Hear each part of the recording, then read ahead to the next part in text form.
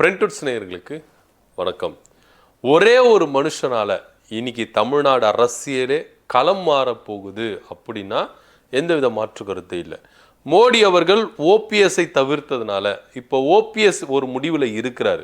அதிமுக பாஜகவுக்கு ரெண்டு பேருக்கும் பாடம் கற்றுத்தரணும். ஏன்னா ஓபிஎஸ் உடைய ஆதரவாளர்கள் எல்லாருமே ஒரே குறிக்கோள்ல தான் இருக்கிறாங்க. பாஜகவை விட்டுட்டு வெளியே வாங்க, மூன்றாவது ஒரு அணியை உருவாக்குவோம், மூன்றாவது ஒரு அணியை உருவாக்கி தமிழ்நாட்டு அரசியல்ல இந்த வரலாற்று, அதாவது மூன்றாவது ஒரு அணி உருவாக்கி இதுவரைக்கும் ஜெயிச்சதாகவும் இல்ல ஒரு படி மேல வந்ததாகவும் வரலாறுகளே கிடையாது. அப்படி இருக்கும் பொழுது இந்த மூன்றாவது அணியை ஒன்று உருவாக்கி வரலாற்று படைப்போம் வாங்கய்யா அப்படின்னு சொல்லிட்டு ஓபிஎஸ் உடைய ஆதரவாளர்கள் எல்லாருமே என்ன பண்றாங்க, அழைப்பு கொடுக்குறாங்க. இதுல ஓபிஎஸ் அவர்களும் கொஞ்சம் மன அழுத்தத்துல தான் இருக்கிறாரு, வெறுப்புல தான் இருக்கிறாரு. கடைசி வரைக்கும் நம்பின இந்த பாஜகவை இன்னைக்கு கழுத்தறுத்து விட்டுட்டாங்களே அப்படின்ற ஒரு ரேஞ்சில் ஐயா ஓபிஎஸ் அவர்கள் மன அழுத்தத்தில் இருக்கிறதாகவும் வேதனையில் இருக்கிறதாகவும் பொறுத்து கொள்ள முடியாத தாங்கொன்னா வேதனையில் ஒரு இருக்கிறதாகவும் தகவல் இருக்கு. ஏன்னா பாஜக அந்த அளவுக்கு நம்பினார், அமித்ஷாவை நம்பினார், அமித்ஷாவும் கை கொடுத்துட்டாரு. மோடி வந்தாரு, மோடியாச்சுன்னா நம்மளுக்கு கை கொடுப்பாரு அப்படின்னு நினைச்சாரு. மோடியும் என்ன பண்ணிட்டாரு, கை கழுவி விட்டுட்டாரு. இப்படி இருக்கிற சூழ்நிலையில பண்ருட்டி ராமச்சந்திரன் ஓப்பனாவே சொல்லிட்டாரு, ஓபிஎஸ் அவர்கள் புதுசா ஒரு கட்சி ஆரம்பிச்சு அவர் தலைமையில மூன்றாவது ஒரு அணியை உருவாக்குனார்னா இது சாத்தியப்படும் அப்படின்னு சொல்லிட்டு ஓப்பனா சொல்லிட்டாங்க. சரி, ஓகே, ஓபிஎஸ் அவர்கள் பாஜக விட்டு வெளியே வராரு, கட்சி ஆரம்பிக்க போகிறாரு அப்படின்ற தகவல் அரசல் புரசலா பரவிட்டு இருக்கு. இவ்வளவு ஏன், செப்டம்பர் மாதம் நடக்க போகிற அந்த மாநாட்டுல ஐயா ஓபிஎஸ் அவர்கள் பகிரங்கமா அறிவிக்க போகிறதா தகவல் இருக்கு. ஒரு சிலர் என்ன சொல்றாங்கன்னா இன்னும் ரெண்டு மூணு நாள்லயே ஐயா ஓபிஎஸ் அவர்கள் ஒரு அறிக்கையை விட்டுருவாரு அப்படின்னா இதுக்கப்புறம் தான் பாஜகவும் அதிமுகவும் ஐயா ஓபிஎஸ் உடைய பவரை பார்க்க போறாங்க அப்படின்னு ஓபிஎஸ் உடைய ஆதரவாளர்கள் ரொம்பவே கருத்துருச்சாங்க. ஆனா இருந்தாலும் ஓபிஎஸ் அவர்களை நம்பவும் முடியாது. ஏன்னா எந்த அளவுக்கு போய் இறங்கி போய் பேசினாலும் ஓபிஎஸ் என்ன பண்ணுவாரு, சமாதானம் ஆயிடுவாரு. இப்போ தர்ம யுத்தம்னு ஒன்று ஸ்டார்ட் பண்ணாரு, இபிஎஸ் சசிகலாவை எதிர்த்து தர்ம யுத்தம் ஒன்று ஸ்டார்ட் பண்ணாரு. ஆனா அதுலயே ஸ்டாண்டர்டா இருந்தாருன்னா இல்லவே இல்ல. இபிஎஸ் சேர்த்துக்கணும்னு ஒன்னு சேர்ந்துக்கிட்டாரு. அதுக்கப்புறம் இபிஎஸ் துரோகம் பண்றாரு அப்படின்னு சொன்னோன்னே சசிகலாவை அக்செப்ட் பண்ணிக்கிறதுக்கு ஐயா ஓபிஎஸ் அவர்கள் என்ன பண்ணார், முன் வந்தார். சோ இப்படி ஓபிஎஸ் உடைய மனநிலைமை ஒரே மனநிலைமையா இருந்திருக்குன்னா இல்லவே இல்லை. காலப்போக்கில் நேரப்போக்கில் மாறிட்டே தான் இருக்குது. ஆனா இந்த தடவை பாஜகவும் அதிமுகவும் சேர்ந்து ஐயா ஓபிஎஸ் அவர்களுக்கு ஆப்பு மேல ஆப்பு வச்சுட்டாங்க. இதுக்கப்புறமும் ஐயா ஓபிஎஸ் அவர்கள் தெளிந்து ஒரு முடிவு எடுத்தார்னா அவருடைய அரசியல் வாழ்க்கையின் எதிர்நோக்கம் சூப்பரா இருக்கும் அப்படின்னு தான் அரசியல் வல்லுநர்கள், பத்திரிகையாளர்கள், செய்தியாளர்கள், ஓபிஎஸ் உடைய ஆதரவாளர்களும் கருதுறாங்க. பண்ருட்டி ராமச்சந்திரன் ஓப்பனா சொல்லிட்டாரு, புதுசா கட்சி ஆரம்பிச்சு விஜய் கூட கூட்டணி வச்சிருங்க அப்படின்னு சொல்லிட்டாரு. ஏன்னா இங்க அதிமுகவும் பாஜகவும் அந்த தேசிய ஜனநாயக கூட்டணியே ஒரு ஆபத்தான கூட்டணி, டேஞ்சர் கூட்டணி. அந்த கூட்டணியில போவே கூடாது. அந்த கூட்டணியில போயிட்டு பாஜக நல்லது பண்ற மாதிரி பண்ணோம், ஆனா முழுக்க முழுக்க சுயநலத்தோட தான் பாஜக செயல்படும். இங்க பாஜக கூட கூட்டணியில் இருக்கிற கட்சியால தமிழ்நாட்டுக்கும் தமிழ்நாட்டு மக்களுக்கும் புரோஜனம் இல்லை அப்படின்ற ஒற்ற வார்த்தை என்ன பண்றாரு பண்ருட்டி ராமச்சந்திரன் சொல்லிட்டாரு. சோ இப்படியா இருக்கும் பொழுது இன்னும் ஓரிரு நாட்கள்ல ஐயா ஓபிஎஸ் அவர்கள் ஒரு அதிரடியான அறிவிப்பு அறிவிக்க போகிறாரு, புதுவிதமான அறிவிப்பு அறிவிக்க போறாரு அப்படின்னு சொல்லிட்டு தான் அரசல் புரசலா பேசிட்டு இருக்கு. இந்த டைம்ல ஐயா ஓபிஎஸ் ஆல அரசியல் களமே, தேர்தல் களமே மாறப்போகுது அப்படின்ற ஒரு செய்தியும் முன்வைக்கப்படுது. ஏன்னா இப்போ ஓபிஎஸ் அவர்கள் வெளியே வராருன்னு வச்சுங்களேன், பாஜக கூட்டணியிலிருந்து வெளியே வராரு, ஒரு கட்சி ஆரம்பிக்கிறார். அவர் எம்ஜிஆர் வச்சு ஆரம்பிக்கிறாரோ, ஜெயலலிதா வச்சு ஆரம்பிக்கிறாரோ, இல்ல ரெண்டு பேர் வச்சு அவங்க பேர்ல ஆரம்பிக்கிறாரோ, எப்படியோ ஒரு கட்சி ஒண்ணு ஐயா அவர்கள் ஆரம்பிக்க போகிறார். ஆரம்பிச்சா ஓபிஎஸ் தலைமையில கூட்டணியில சேர்றதுக்கு சில கட்சிகள் இங்க ஆயத்தப்படுறாங்க. குறிப்பா விஜய் அவர்கள், தேமுதிக, பாமக. ஏன்னா பாமக என்ன நினைக்குது, ஐயா ராமதாஸ் அவர்கள் என்ன நினைக்கிறாங்கன்னா பாஜக கூட கூட்டணி வேணாம், அதிமுக கூட கூட்டணி போதும் அப்படின்னாரு. ஆனா அதிமுகவே இன்னைக்கு பாஜக கிட்ட போயிருச்சு. சோ இப்ப திமுக பக்கம் வந்தாரு, திமுக பக்கமும் கதவு சாத்தப்பட்டு விட்டது. இப்ப என்ன பண்ண போகிறார் அப்படின்னும் போது ஏன் ஓபிஎஸ் தலைமையில நம்ம இருக்கக்கூடாது, ஏன்னா அதுவும் திராவிட கட்சி வாக்குகள் தான், அதிமுக வாக்குகள் தான், ஏன் அந்த கட்சி கூட நம்ம கூட்டணியில் இருக்கக்கூடாதுன்னு சொல்லிட்டு தான் பாமக, ஒட்டுமொத்த பாமகவோ இல்ல அன்புமணி பாமகவோ இல்ல ராமதாஸ் ஐயா பாமகவோ, ஏதோ ஒரு பாமக அங்க ஓபிஎஸ் தலைமையில கூட்டணியில இருக்கிறதுக்கு தயாரா இருக்குது. ஏன்னா அன்புமணி அவர்கள் பாஜகவை விட்டுட்டு வெளியே வரமாட்டாரு. ஏன்னா பாஜகவுடைய இன்னொரு அடிமையா அன்புமணி அவர்கள் இருக்காரு. வசமா மாட்டியிருக்காருல, அவரு பாஜக விட்டு வெளியே வந்தாருன்னா அடுத்து திகார் ஜெயிலுக்கு தான் போகணும். அப்பேற்பட்ட கேஸ் கட்டுகள்லாம் அமித்ஷா டேபிள் மேல இருக்குது. அப்படி இருக்கும்போது பாஜக விட்டு அன்புமணி அவர்கள் வரமாட்டாரு. இப்போ பாமக ரெடியா இருக்கு, ராமதாஸ் ஐயா தலைமையிலான பாமக ரெடியா இருக்கு, ஐயா ஓபிஎஸ் தலைமையில வைத்துக்கொண்டு தேர்தலை சந்திக்கிறதுக்கு. சோ ஓபிஎஸ் தலைமையில இங்க வந்து பாத்தீங்கன்னா டிடிவி தினகரன் வந்துருவாரு, அதே போல பாமக வந்துடும், தேமுதிகவும் வர்றதுக்கு தயாரா இருக்கு, அதே போல விஜய் அவர்களும் வர்றதுக்கான வேலைகள் இருக்கு. இது தவிர்த்துட்டு இன்னும் சில பல கட்சிகள் எல்லாம், அதாவது திமுக கூட்டணி எதிர்ப்பு இருப்பாங்கல்ல, ஒரு சில கட்சிகள் திமுக கூட்டணி எதிர்ப்பு இருப்பாங்க, அட் சேம் டைம் பாஜக கூட்டணி எதிர்ப்பு இருப்பாங்கல்ல, இந்த இடைப்பட்ட இருக்கிற சில கட்சிகள் அமைப்புகள் எல்லாமே ஓபிஎஸ் தலைமையில கூட்டணி அமைக்கிறதுக்கான வாய்ப்புகள் இருக்கு. இப்போ வந்து பாத்தீங்கன்னா கூட்டணியிலே மும்முனை கூட்டணி தான் இருக்கும். ஒன்னு திமுக கூட்டணி, இன்னும் தேசிய ஜனநாயக கூட்டணி, இப்போ ஓபிஎஸ் தலைமையில உருவாக போகிற ஒரு கூட்டணி. இப்படிதான் அரசியல் நகர்வு இருக்கும். தேர்தல் 2026 சட்டமன்ற தேர்தல் நகர்வுகள் இருக்கும் அப்படின்னு சொல்லிட்டு நிறைய பேர் என்ன பண்றாங்க, கணிக்கிறாங்க. இது தவிர்த்துட்டு ஐயா அவர்கள்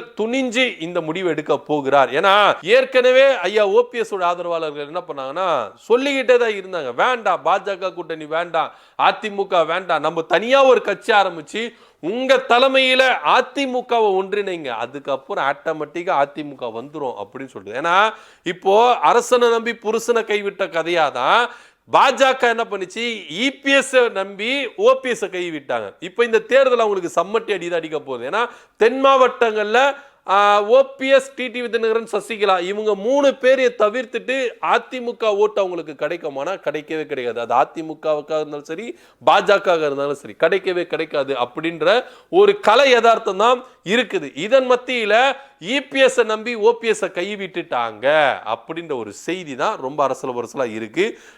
பார்க்கலாம். ஏன்னா ஐயா ரொம்ப எதிர்பார்த்து இருந்தாருங்க. உண்மையிலே வந்து பாத்தீங்கன்னா ஒரு சாதாரண மனநிலைமையில இருந்து எல்லாரும் யோசிக்க வேண்டிய விஷயத்தை தான் எல்லாருமே யோசித்தாங்க. இந்த அளவுக்கு இறங்கி வராரு ஓபிஎஸ் அவர்கள், இவங்க நிச்சயமா டைம் கொடுத்துருவாங்க அப்படின்னு போது தான் ஒரு எப்படி சொல்றது, வெறுத்துட்டாங்க போலையா என்னன்னு தெரியல. ஓபிஎஸ் அவர்களை அந்த வேலுக்கு என்ன பண்றாங்க, தவிர்த்துட்டு வராங்க, அவாய்ட் பண்ணிட்டே வராங்க. பாஜகவுக்கு என்னதான் ஆச்சு அப்படின்ற மாதிரி. ஆனா இதுக்கு பின்னாடி முழுக்க இபிஎஸ் நகர்வுகள் இருக்கு. இபிஎஸ் அழுத்தத்தின் காரணமாகத்தான் ஐயா ஓபிஎஸ் அவர்களை சந்திக்கல அப்படின்னு, டிடிவி தினகரன் சந்திக்கல அப்படின்றது தான் கலை யதார்த்தமா இருக்கு. மற்ற கூட்டணி கட்சி தலைவர்களா சந்திக்கிறாங்க, ஆனா டிடிவி தினகரன் சந்திக்கல. பாமகவையும் சந்திக்கிறதுக்கு மோடி அவர்கள் முன் வரல.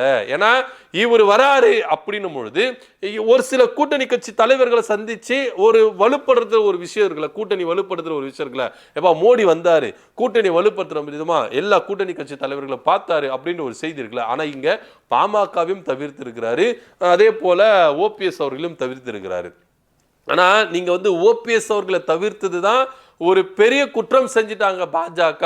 எடப்பாடி பழனிசாமி பேச்சை கேட்டு பாஜக தான் தலையிலே மண்ணவாரி போட்டுக்கிற கதையா தான் இப்போ தேர்தல் நெருங்குற டைம்ல ஐயா ஓபிஎஸ் அவர்களை கைவிட்டுட்டாங்க அப்படின்னு சொல்றாங்க. ஆனா ஓபிஎஸ் அவர்கள் இந்த ஸ்டாண்ட்ல இருக்கணும். ஏன்னா அவரை நம்ப முடியாது. ஏன்னா நாளைக்கே டெல்லிக்கு வாங்க அப்படின்னு ஒரு மெசேஜ் வருதுன்னு வச்சுங்களேன், டெல்லி பாஜக கிட்ட, உடனே ஐயா என்ன பண்ணுவார், ஃபிளைட் பிடிச்சு போயிடுவார்.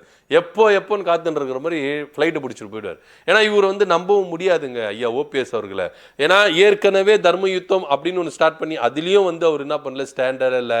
அதே போல இபிஎஸ்க்கு எதிர்த்து வாக்களித்தாரு சட்டமன்றத்தில் நம்பிக்கையில வாக்கெடுப்புல, அதிலே ஸ்டாண்டர்டா இல்லை. ஸோ இப்படியா இருக்கும் பொழுது எல்லாத்துக்கும் இவர் ஒத்து போன. ஆனா ஒண்ணு, அவர் தரப்புல இருந்து என்ன சொல்றாங்கன்னா, நான் அதிமுக ஒன்றிணையத்துக்காக தான் நான் விட்டு கொடுத்துட்டு போனேன் அப்படின்னு சொல்றாரு. அது ஏத்துக்கொள்ற விஷயமா இருக்கலாம், ஆனா அது நடைமுறைக்கு சாத்தியமா இல்லாது. ஏன்னா விட்டு கொடுத்துட்டு போறதுனாலேயே ஓபிஎஸ் அவர்கள் அலட்சியமா என்றாங்க. அவர் தானப்பா, அவர் நம்ம இழுத்த இழுப்புகளா வந்துருவாரு, அதுக்கப்புறம் அவரை சந்திக்கலன்னா என்ன, நாளை பின்ன கூப்பிட்டா அவர் வந்துருவாரு அப்படின்னு நினைச்சிட்டாங்களா என்னன்னு தெரியல. ஏன்னா அவருக்குன்னு ஒரு வாக்கு வங்கி இருக்கு சார், அவருக்குன்னு ஒரு மக்கள் பலம் இருக்கு, மக்கள் சக்தி இருக்குது. அதை அவர் உணர்றாரா இல்லையா நம்மளுக்கு தெரியல. ஆனா இருந்தாலும் அவருடைய ஆதரவாளர்கள் எல்லாம் பொங்கி எழுந்திருக்கிறாங்க. இதுதான் லாஸ்ட் சான்ஸ், இதுதான் உங்களுக்கு வந்து பாத்தீங்கன்னா ஒரு அற்புதமான ஒரு வரப்பிரசாதம். இதை சான்ஸா வச்சுட்டு வெளியே வந்துருங்க.